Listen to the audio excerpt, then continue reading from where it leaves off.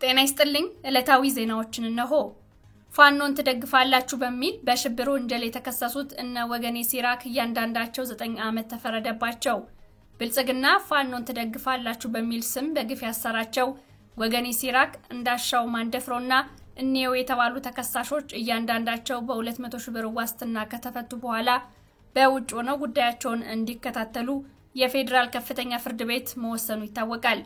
ይሁን እንጂ ተከሳሾች በችሎት እየተገኙ ባለመሆኑ ጉዳያቸው በሌሉበት ሲታይ ቆይቷል። በመጨረሻም የፌደራል ከፍተኛ ፍርድ ቤት ትናንት በዋለው ችሎት በመካከለኛ የቅጣት ደረጃ በሚል እያንዳንዳቸው በ9 ዓመት እስራት መቅጣቱን አስታውቋል።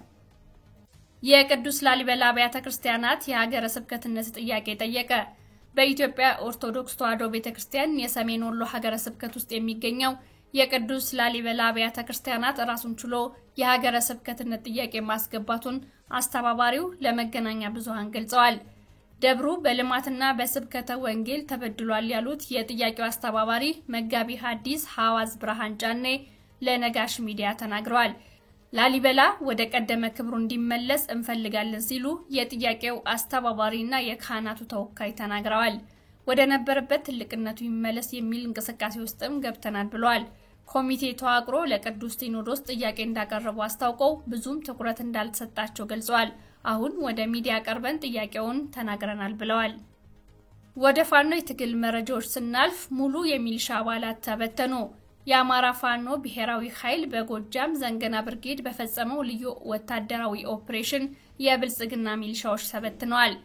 የሶስተኛ አገው ምድር ክፍለ ጦር ዘንገና ብርጌድ ከቲሊሊ ወደ ሽንዲ መታጠፊያ ልዩ ስሟ ወንጀላ በተባለች ቦታ ዛሬ ከሌሊቱ 11 ሰዓት ጀምሮ በተደረገ ከበባ በቦታው የተመደቡት የአገዛዙ ኃይሎች ሙትና ቁስለኛ ሲሆኑ ቀሪው ተበትኗል።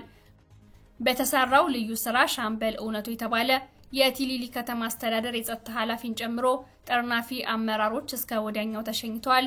ሁሉም የሚሊሻ አባላት ተበትኗል። የአማራ ፋኖ ብሔራዊ ኃይል በሸዋ የአመራር ምደባ አካሄደ። በዚህም አርበኛ ኢሳያስ ደመቀ የቀጠና ምክትል መሪ፣ አርበኛ ንጉሱ ይምሩ የቀጠናው ትምህርትና ስልጠና መምሪያ፣ አርበኛ ኤፍሬም ባዩ የቀጠናው ምክትል የፖለቲካ ዘርፍ ኃላፊ፣ አርበኛ ተፈሪ ወንደሰን ምክትል የሰው ኃይል መምሪያ ኃላፊ፣ አርበኛ በራ መንጉዴ ምክትል ጥናትና ስትራቴጂክ መምሪያ ኃላፊ፣ አርበኛ ስለሺ አበረ ቀጠና ዘመቻ መምሪያ ኃላፊ፣ አርበኛ ሽመልስ ንጉሴ የሰው ሀብት አስተዳደር መምሪያ ኃላፊ፣ አርበኛ ሽፈራው ያሱ ምክትል ሀብት አሰባሰብ መምሪያ ኃላፊ፣ አርበኛ አለባቸው እምሩ ምክትል ቀጠናዊ ትስስር መምሪያ ኃላፊና አርበኛ ሰፋ ነበበ ምክትል ማህበራዊ ጉዳይ መምሪያ ኃላፊ መሆናቸውን ታውቋል። ከላይ በስም የተጠቀሱት የአማራ ፋኖ ብሔራዊ ኃይል በሸዋ ኃላፊዎች በተመደቡበት ቀጠና ድርጅቱ የሚጠብቅባቸውን ኃላፊነትና ግዴታ በቅንነትና በታማኝነት ይወጡ ዘንድ ኃላፊነት ተሰጥቷቸዋል። በሸበል በረንታ ወረዳ የሚገኘው የአገዛዙ ኃይል እየፈራረሰ ነው። አወል አየነ የተባለ የደቡብ ተወላጅና መለሰ ጸጋዬ የተባለ ማዕከላዊ ጎንደር ተወላጅ የሆኑት 403 ኮር 57ኛ ክፍለ ጦር 3ኛ ሬጂመንት 2 ጥቁር ክላሽ መሳሪያ ከነተተኳሹ እያንዳንዳቸው 220 ጥይት በመያዝ የአማራ ፋኖ ብሔራዊ ኃይል ጎጃም ቀጠና የ8ኛ ክፍለ ጦር ሽፈራው ገርባው ብርጌድን ተቀላቅለዋል። የጎጃም አገው ምድር ወይም 3ኛ ክፍለ ጦር ደማማ ግንባር፣ አዲስ ቅዳም ግንባር፣ ጊሳ ግንባር ባደረገው አጠቃላይ የ3 ቦታ ወደ ውጊያ በብልጽግና ላይ እጅግ ከባድ ሰብአዊና ቁሳዊ ኪሳራ ማድረሱን አስታውቋል። በዚህም ትናንት በተደረገ ውጊያ ጊሳ ከተማ ነፃ ሆናለች። 48 የብልጽግና ኃይል ሞት ሆኗል። የተፈራ ዳምጤ ክፍለ ጦር ውጊያ አካሂዷል።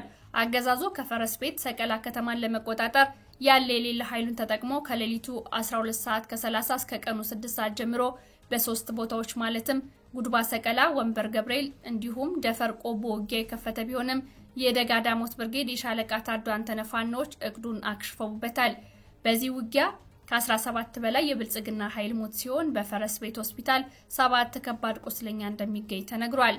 በትናንትናው ዕለት ባህር ዳር ብርጌድ ነበልባል ወይም ጌታቸው ማንደፍሮ ሻለቃና ደጉ በላይ ሻለቃ በአንዳሳና በጭስ አባይ በሁለት አቅጣጫ የማህበረሰቡን ትጥቅ ለማስወረድ የመጣውን የብልጽግናን ኃይል እንቅስቃሴውን በመከታተል 2 ሻለቆች ጥምረት በመፍጠር መተው መልሰውታል።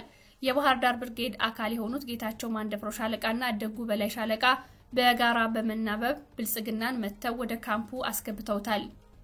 የብልጽግና ኃይል እየከዳ ፋኖን እየተቀላቀለ ነው።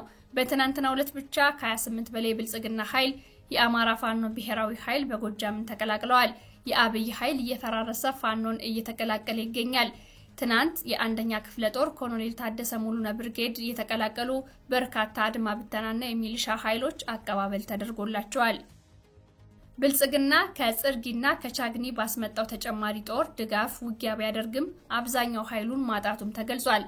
በ10 አለቃ ኤፍሬም አጥናፉ ብርጌድ ፊት አውራሪነት ከሳተማ ድንጋይ ቀኛዝማች ስሜነ ደስታ ፋኖች እንዲሁም ከዳንግላ የቢትወደድ መንገሻ ጀንበሬ ብርጌድ ፋኖች በጥምር ከጠዋቱ 12 ሰዓት እስከ ቀኑ 7 ሰዓት ድረስ ውጊያ አድርገዋል። የብርጌዶችን ጥምር ምት ባለው አቅም ለመከላከል እንደማይችል የተረዳው የብልጽግና ኃይል ከዱር ቤቴ ከዳንግላና ከእንጅባራ በሜካናይዝድ የተዋቀረ ብዛት ያለው ጦር በማንቀሳቀስ በ3 የተለያየ ጊዜያት አጓጉዞ በማስገባት ለጊዜውም ቢሆን ከጨርሶ መመታት ሊተርፍ ችሏል። ዘገባው የፋኖ ተሻገር አደመ ነው። የአማራ ፋኖ ብሔራዊ ኃይል በወሎ ቀጠና ውጊያ እያካሄደ ነው። ዛሬ ጠዋት ደቡብ ወሎ ዞን ወግዲ ወረዳ በተለምዶ የጉርባ በሚባል አካባቢ በከባድ መሳሪያ የታገዘ ተኩስ እየተካሄደ ይገኛል። የአገዛዙ መከላከያ በጭፍን ወደ ንጹሃን አማራ ገበሬዎች ከባድ መሳሪያ እየተኮሰ እንደሚገኝ ምንጮች ጠቁመዋል። ሙሉ መረጃውን እንደደረሰን እናቀርባለን። አሁን በደረሰን መረጃ የብልጽግና አገዛዝ በሸዋ ደራ ቱቲ አቡጎዶ ቀበሌ መነደጋ በሚባል ስፍራ በፈጸመው የሞርተር ጥቃት ውድዬ ባልኮ የምትባል ልጅ ህይወት ሲያልፍ ለጊዜ ቁጥራቸው በውል ያልታወቁ የቤት እንስሳት መሞታቸው ታውቋል። አገዛዙ ሞርተር ሲወረውር በቦታው ውጊያ አልነበረም። ለሰዓቱ ያዘጋጀናቸው ዜናዎች እነዚህን ይመስላሉ። ስለተከታተላችሁን አመሰግናለን። ጤና ይስጥልኝ።